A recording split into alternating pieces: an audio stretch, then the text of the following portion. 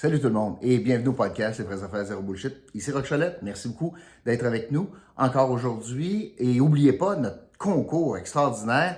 Écoute, ça se termine le 8 décembre et on fait tirer, mais tout le monde gagne, pas le bon mot, tirer, on donne dans le fond aux 1000 premières personnes qui s'inscrivent. Et pour ce faire, regardez dans la description, simplement utiliser le lien pour vous inscrire au concours. Les 1000 premières personnes gagnent et un concours où est-ce qu'on va distribuer, on est rendu, imaginez ça, Bruno est tombé sur la tête, là, 355 000 de cadeaux, de prix qu'on va remettre à travers ces 1000 personnes-là dès le 8 décembre. C'est pour vous remercier après un an de podcast. Alors, profitez-en, là, utilisez la chance de vous inscrire. Vous pouvez aussi partager ce descriptif, partager le podcast à vos amis, votre famille, etc. Parce que ces personnes-là aussi peuvent s'inscrire, peuvent gagner et gagneront s'ils sont parmi les 1000 premières à s'inscrire. Donc, on est bien content de cela. Ça serait nono de passer à côté, je vous le dis. Aujourd'hui, je veux revenir. C'est sûr qu'il y a eu bien des choses là, en fin de semaine, là, le nouveau virus. On va se garder une petite gêne. On semble avoir ça sous contrôle. Mais rien que pour vous montrer comment ça se propage rapidement. Hein? Écoute, on n'en entendait pas parler il y a une semaine et demie, 2 semaines. Là, il y a 2 cas à Ottawa, 150 sous investigation au Québec. L'autre chose, évidemment, le congédiement de Marc Bergevin et l'état-major. J'aurai la chance peut-être d'y revenir. C'était écrit dans le ciel que quelque chose s'en venait. Ce qui me rend perplexe, moi, c'est la décision de c'est bien important d'avoir un directeur général bilingue pour le Canadien, mais le patron de cette personne-là qui va être en charge des opérations hockey, donc vice-président exécutif au hockey, est un Américain unilingue anglais. En tout cas, c'est le Canadien, évidemment, puis, mais on est pas mal moins sévère, j'ai l'impression, que pour Air Canada. Là, le grand patron là, du prochain DG, ben, il est unilingue anglophone. Bon, en tout cas, je veux vous parler, dans le fond, de la fin de semaine qui vient de se terminer, où c'était un moment important pour Dominique Anglade puis le Parti libéral du Québec. Il tenait un congrès des membres, le premier congrès des membres de Mme Anglade, qui a été élue à la chefferie en pleine pandémie, etc. Elle arrive donc au congrès au plus bas dans les sondages. On n'a jamais vu ça. On a une désaffection presque complète des francophones québécois. On a un caucus qui est très divisé, mais très divisé. Puis, on a des vétérans, députés, qui sont désabusés. Ça met la table, hein? Et on a un parti qui se cherche. Qui sommes-nous? Que représentons-nous? Que voulons-nous? Mais surtout, qui sommes-nous? Alors, elle arrive au congrès des membres. Évidemment, il y a eu du bruit sur la ligne avec l'histoire de Marie Montpetit. Le père de Marie Montpetit, c'était un militant très engagé. Fait que ça a fait du bruit. Et ce qui ressort de la fin de semaine, ben, c'est que Mme Anglade a décidé de répondre à la question « Où s'en va le PLQ? » Elle a décidé de focusser là-dessus dans ses présentations, dans ses discours. Puis la présentation « Où s'en va le PLQ? » ben, essentiellement, c'est de proposer le projet ECO, un projet qui allie l'écologie et l'économie. Alors, un peu au modèle de Bourassa, mais qui allie donc ces deux grands vecteurs-là en proposant un projet d'hydrogène vert. Un projet ambitieux de 100 milliards de dollars, 100 milliards de dollars sur un échéancier d'ici 2050.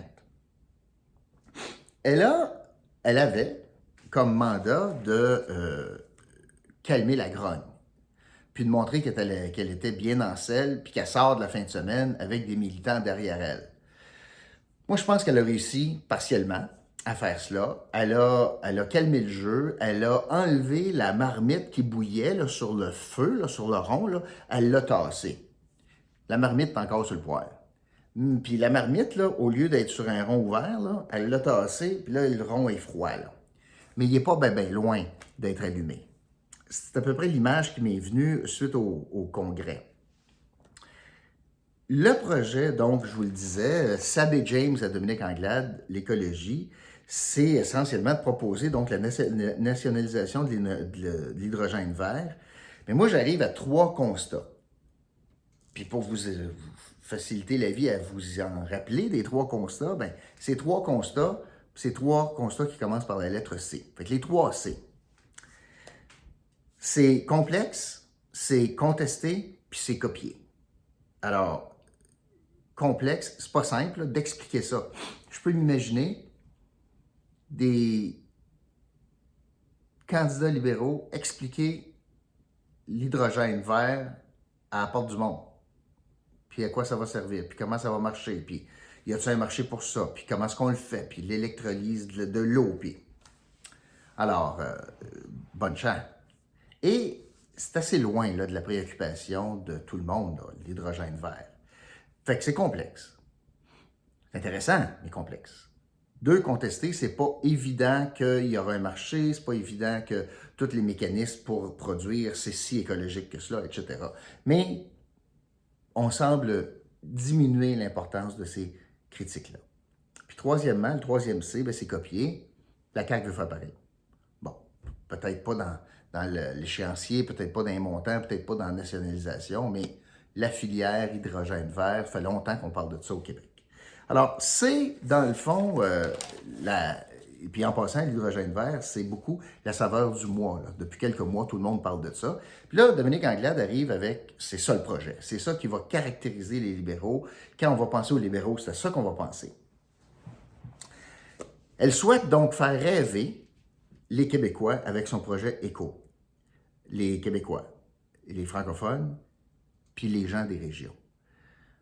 C'est une lourde tâche avec ce projet-là, parce que on ne parle pas de valeur ici. Là. On parle d'un projet chez les libéraux qui capte l'attention avec « c'est de l'environnement puis c'est de l'économie », puis on serait capable de réaliser ça sur un échéancier de 2050. Ça ne me règle pas mes enjeux en santé. On n'a pas de médecin de famille, on ne parle pas de ça pour l'instant. Ce qui va faire rêver, là, c'est ce qu'elle nous propose. Là. On va faire rêver les Québécois de revenir chez les libéraux à cause de ça. Pour ce faire, elle devra, pour le projet d'hydrogène vert, elle va être obligée de simplifier, vulgariser, convaincre, puis inspirer les Québécois. C'est quand même pas rien tenter d'inspirer les Québécois avec un discours d'ingénieur. Puis de dire, écoute, embarque avec nous autres, puis ça nous ressemble, puis c'est notre corde sensible. C'est tout un mandat.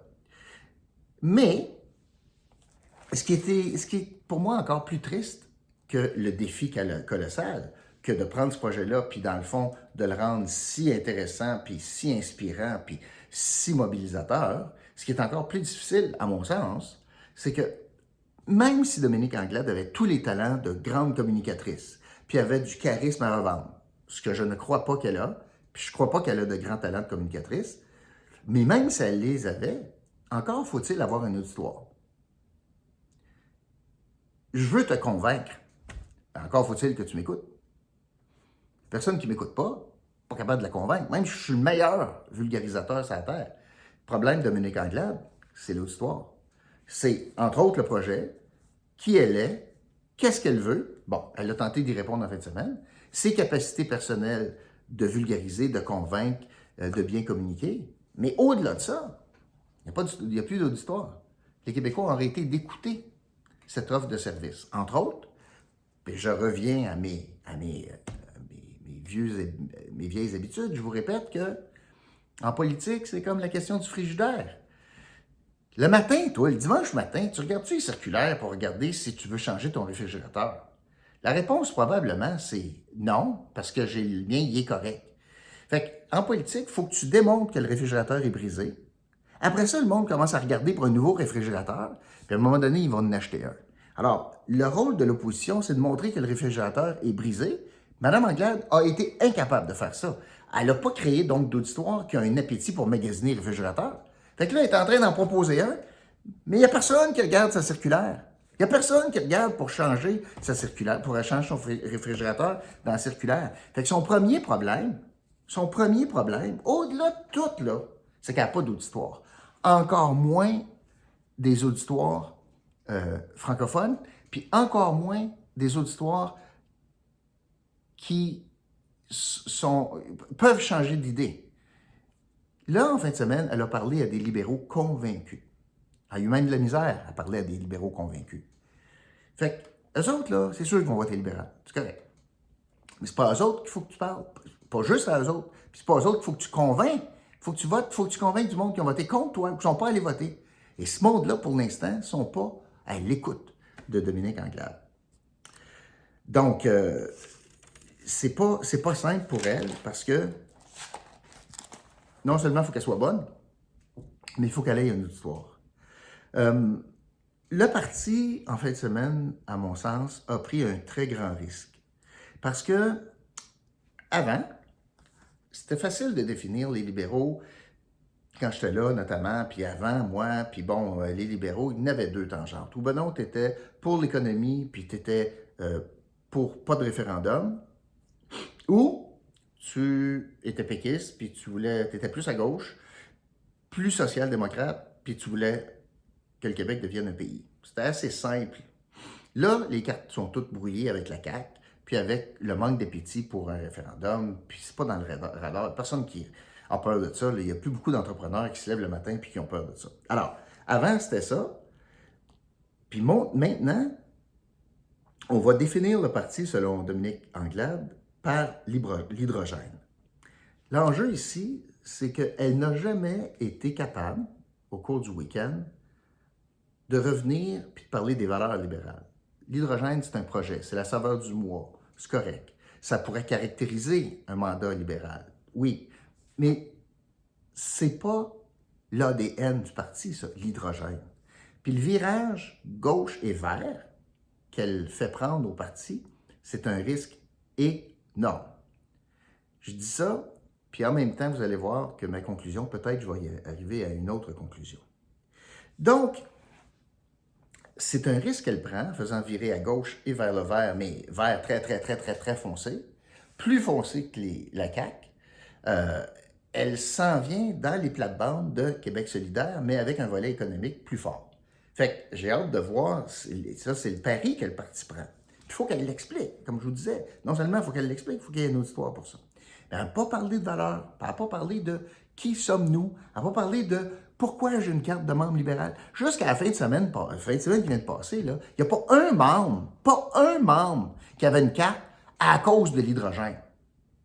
Puis là, vous allez me dire que tout le monde, dimanche, quand ils sont partis, la raison pourquoi ils ont une carte de membre dans les poches, c'est pas à cause de l'hydrogène. Voyons donc. Ça se peut pas, ça. Fait que, moi, je pense qu'elle a risqué gros.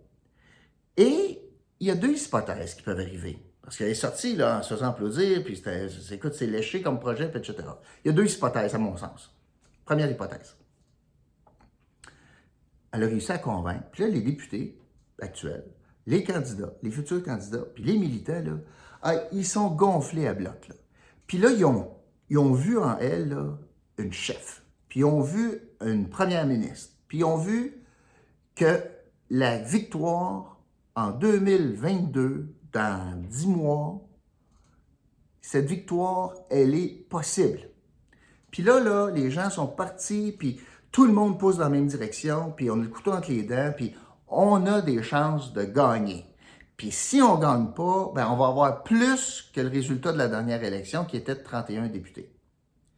Ou bien, tout le monde sont partis de là avec ce sentiment-là, ce sentiment fort, puis ils comprennent c'est quoi le projet de l'hydrogène vert, là, puis qu'ils sont prêts à aller faire du porte-à-porte, des réunions de cuisine, écoute, sont prêts là, à tout mettre sur la table pour gagner la prochaine élection. Ça, c'est ma première hypothèse. C'est possible. Ma deuxième hypothèse, c'est qu'ils ont dit, OK, les militants, puis surtout les députés, disent, peu importe ce qu'on fait en fin de semaine, on ne peut pas gagner la prochaine élection. Peu importe. Les carottes sont jouées. On n'a pas assez de la prochaine année, avec la sortie de la pandémie, avec des coffres qui sont pleins, avec maintenant un déficit qui va être un peu moins grand que prévu, mais que les Québécois acceptent. Alors, il est possible que les militants et les députés surtout se disent, puis les bons du parti se disent, on ne peut pas gagner. Donc, est-ce que j'aime mieux brûler de très bonnes munitions pour un échec, ou j'aime mieux laisser Dominique Anglade virer à gauche et vert, s'en aller à l'élection, se faire sacrer une volée, puis on va être capable de repartir en novembre ou en début 2023, là, après l'élection, sur de nouvelles bases, avec un nouveau chef, avec un recentrage sur les valeurs pour l'élection 2026.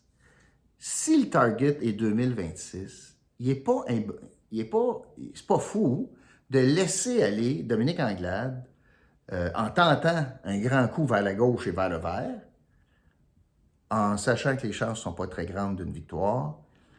Envoyez-les à l'abattoir, que ce soit une chef de transition, puis qu'on mise sur un renouveau du parti à partir de janvier 2023. Et là, la CAQ pourrait être vulnérable à l'élection de 2026. Deuxième hypothèse. Donc, première hypothèse, gung-ho, on va gagner, on va gagner, on va gagner, on va gagner. On peut bien le chanter, là. Puis deuxième hypothèse, c'est, on ne pourra pas, là. Fait que, laisse-la aller avec les virages qu'elle veut faire, qu'elle se plante, puis on va reprendre le parti après pour amener ça là, sur les valeurs libérales. Moi, j'ai l'impression que c'est pas mal ça. C'est pas mal la deuxième hypothèse qui risque d'arriver et qui, de toute façon, c'est pas un projet qui est très vendeur à quelques mois des élections. C'est compliqué à vendre. Puis pas sûr que ça vient jouer dans l'imaginaire des Québécois, puis dans les Québécois, là, ça vote avec leur triple. Ça vote avec leur triple. Il n'y a pas une grosse gang là, qui vote avec leur tête, puis le calcul, puis oh mon Dieu, puis les conséquences de l'hydrogène, puis etc. Moi, je pense qu'il n'y en a pas beaucoup. Fait que ça vote avec leur triple. Puis malheureusement, Mme Anglade, Dominique Anglade, elle n'est pas capable de parler au triple du monde. Elle n'est pas capable. Fait que c'est pas une mauvaise personne, c'est une femme intelligente, peut-être trop dans son monde. Puis l'enjeu ici, c'est que je pense que le parti s'est résigné. Ils n'ont pas dit comme ça, là. Mais quand, là, tu n'as plus de gros débats sur des affaires importantes comme ça, puis, c'est correct. Tu sais, c'est correct, vas-y, là. Tu sais, là, quand tu as décidé dans ton couple là, que c'était fini, là, ben, tu te chicanes plus. Ça vaut plus la peine de te chicaner. Je me battrai plus avec toi. Regarde, ça marche plus, on va se séparer, fais tes affaires, mais je me chicane plus. Moi, j'ai l'impression qu'elle a créé un environnement dans lequel ben, on ne veut plus chicaner. Arrange-toi, là. Tu as sacré mon petit dehors sans vraiment de preuves. Tu l'as jugé rapidement. Tu veux sacrer les anciens dehors. Tu n'as aucun respect pour M. Charest, pour M. Couillard. Tu as mis sur le banc de punition Gaétan Barrette, etc., etc. Tu es en train de nous amener dans la grosse merde, là. Ben, Dominique, vas-y, là. Mange une volée, puis on va repartir sur de nouvelles bases. Parce qu'il y a pas mal de libéraux qui se souviennent du Parti libéral du Canada. Avec le lendemain du scandale des commandites, on ne donnait pas cher le livre. Regardez ce qui arrive présentement. C'est toujours des cycles. À un moment donné, on va être tanné de la CAQ. Les Québécois vont être tannés de la CAQ. Puis il faut que les libéraux soient capables de saisir ce moment-là. Donc le timing est important, mais avec un projet qui ressemble et qui rassemble les Québécois. Moi, je ne pense pas que c'est arrivé en fin de semaine. Je voulais vous dire ça. D'ailleurs, n'oubliez pas, parce que dimanche prochain, on fait tirer 100 $. Et juste parce qu'on est fin de même, Bruno va faire tirer ça dimanche prochain. Pour vous inscrire à ce tirage-là, eh bien, vous inscrivez l'indice du jour aujourd'hui, c'est le mot vert, comme dans Virage vert. L'indice du jour aujourd'hui, c'est vert. Voilà. Merci beaucoup d'avoir été là. Je vous retrouve demain pour un autre podcast. Les vraies affaires, zéro bullshit. Salut.